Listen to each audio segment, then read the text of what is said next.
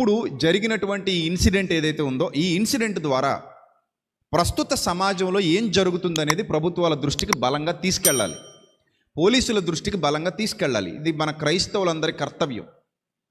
ఒకరోజు ర్యాలీ చేశారు, లేదా రోడ్డు మీదకి వచ్చారు, మాట్లాడేశారు, మళ్ళీ వెళ్ళిపోయారు.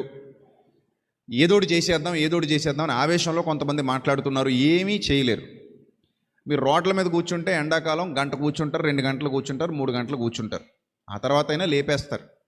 ఆ తర్వాత ఆ రోడ్డు మీద ఆగిపోయిన వాళ్ళు ఎవరైతే ఉన్నారో వాళ్ళకి మన మీద అసహ్యం పడుద్ది, ప్రేమ కలగదు. వీళ్ళు మనల్ని ఆపేశారు. రేపొద్దున మీరు ట్రాఫిక్లో వెళ్ళిపోతుంటారు, మీ మిసెస్ గర్భిణీ అవ్వచ్చు, లేదా ఎవరో చనిపోతే మీరు వెళుతుండొచ్చు, లేదా ఎవరికో హార్ట్ అటాక్ వస్తే మీరు తీసుకెళ్తూ ఉండొచ్చు. కార్లు ఆపిస్తే మీరు ఎలా రియాక్ట్ అవుతారు?